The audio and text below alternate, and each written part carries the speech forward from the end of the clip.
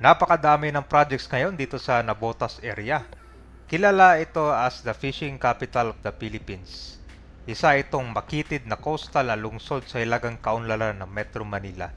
Ito yung nagsisilbing sentro ng supply ng isda sa buong rehiyon. May kita mo dito itong Navotas Fish Force Complex kung saan nagkaroon ito ng expansion ngayon. Tingnan mo, napakalawak na. Tapos itong Navotas Centennial Park naman, kinambakan na ngayon, no? Ito na yung bagong kalsada. Merong nabanggit sila dito na Navotas Coastal Development. So itong kalsada na to, diretso hanggang papuntang Tansa. At hindi lang ito magsisilbing kalsada, kundi magkakaroon din ng mga developments tulad ng mga pabahay, mga bike lane at iba pa. So ito na yung status ngayon. Tapos update din natin itong SALEX project or Southern Access Link Expressway. Kung gumagalaw pa ito, dito sa R10 mapapansin nyo may mga poste. Sa iba naman walang progress na, kumbaga nilagyan lang ng poste, wala pang mga pierhead.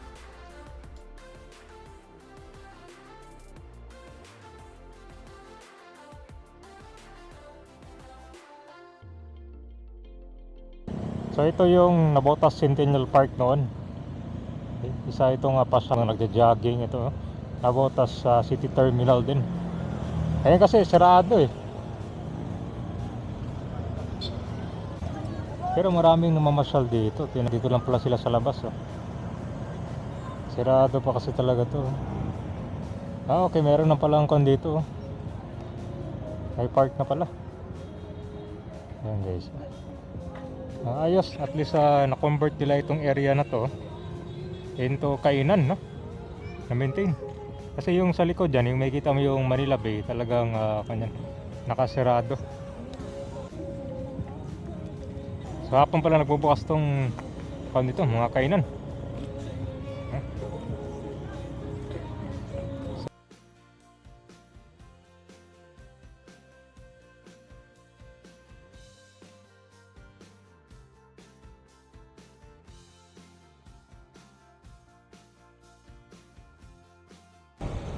Yan yung mga papuntang Dampalit, yung mga nagba-bike dito. Tapos yung mga nagja-jogging. So update lang natin kabayan na itong kalsada na tinambakan nila dito, saka expansion. Pinapatag na pala itong area na Navotas Fishport. Nakikita mo na yung tinambakan nila dito. Ang haba, no? Oh. Grabe. So ito yung Centennial Park noon, hanggang dito lang. Palawak kaya, sakop dito yung Centennial Park dati. So yan naman yung kalsada na tinambakan nila.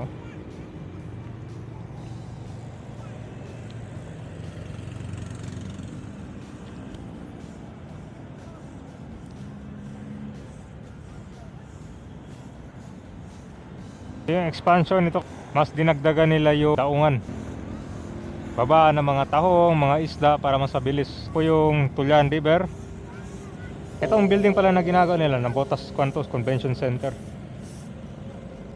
Ganda ito tuwing hapon. Yung mga magbabike papuntang Dampalit Mega Dike. Napakaganda pa ng kabayan, yung pang bike to, no? Yung Mega Dike dun sa Malabon. Pero ayan naman, nakita mo naman tinambakan nila, oh. Mahaba na.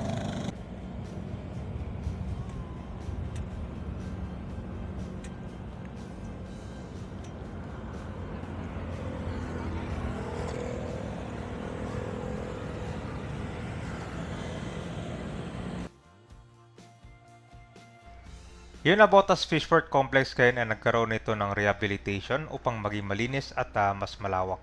Itong 47 hektaryang pasilidad.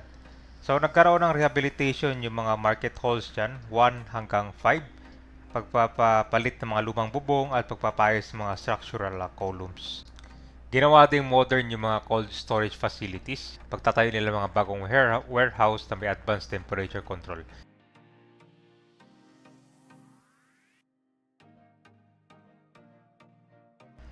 Yung SALEX project, yan yung simula dito sa area ng R10 Manila hanggang New Manila International Airport. So ang sabi doon nila, sa Navotas Coastal Development na daan yung expressway. Hindi lang to siya basta kalsada na gagawin. Meron silang plano na magtatayo dito ng mahigit 3,000 units na pabahay. Isa ito sa pinamalaking pabahay project sa Navotas. So hindi lang mga pabahay ang pwede nilang gawin dito sa coastal development. Meron din mga open space, mga parks, public utilities, commercial area, organized sa mga vendors area, tricycle and pedicab terminal.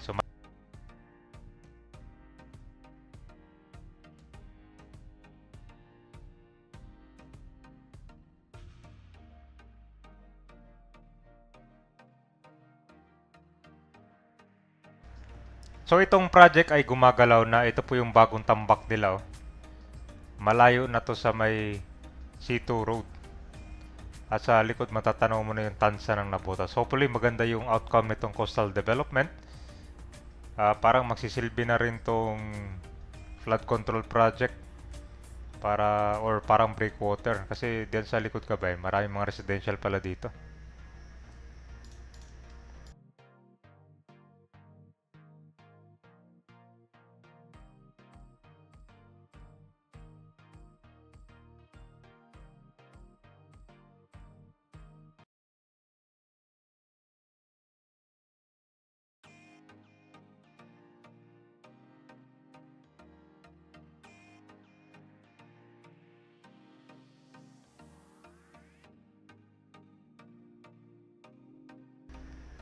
So ito na yung Nabotas Fishport ngayon. Ito yung bagong tinambakan nila. Ang lawak na oh.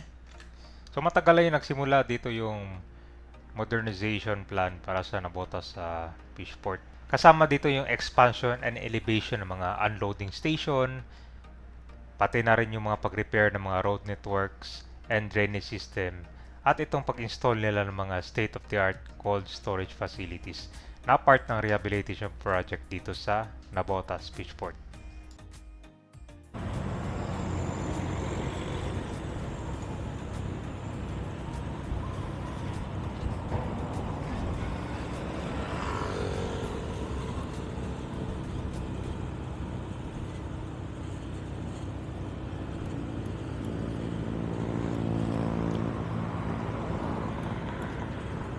Itong park ko para siyang dalas lang. Ito man natin itong Salex project. So far dito wala pa mga poste. Ang marami nito doon malapit sa Manila. Sa Salex ito yung Southern Access Leach Expressway.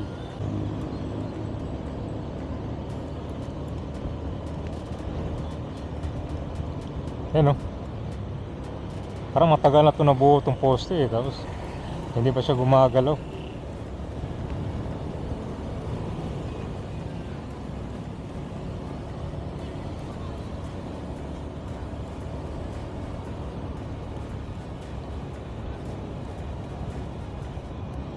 Matagal na ito eh. Wala pa rin siyang progress. Tignan mo kasi yung mga heavy equipment dito, pati yung mga nabubuhos, inalista nila.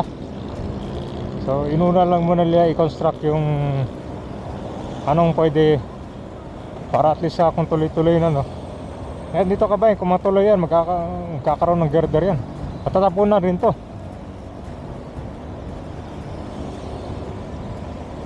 Tenggay.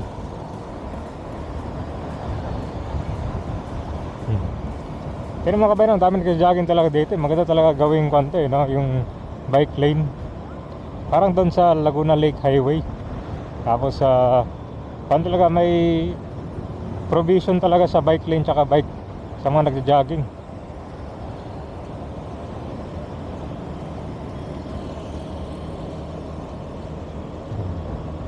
Yun lang.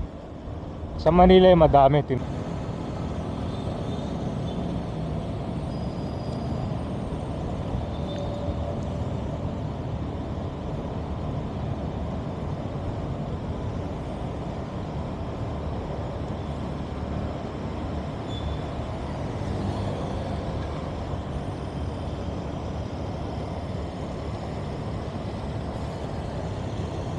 Ito wala rin poste dito.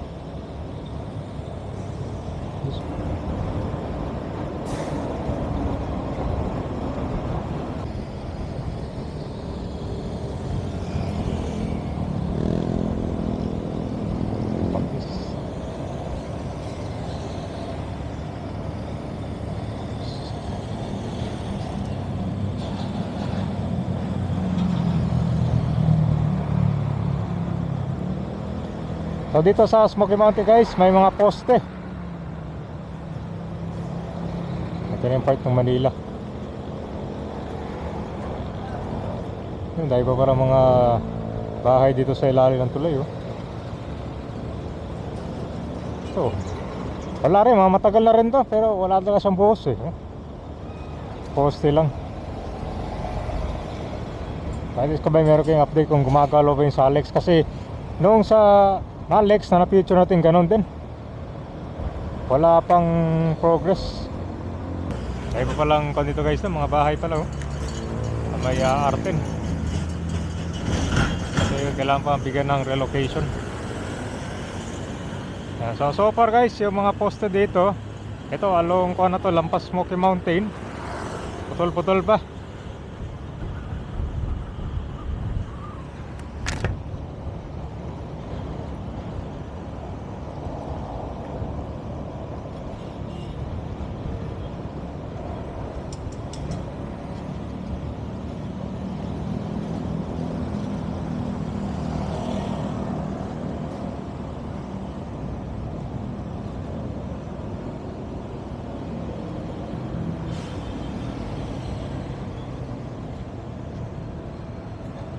Yung kinagalit ni Yorme talaga lagi, huwag magtapon ng basura dito sa Center Island. Dito yung junk shop oh.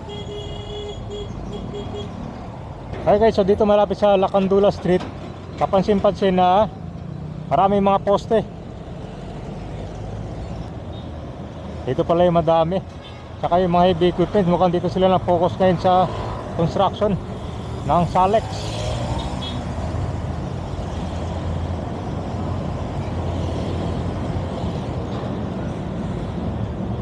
Ito guys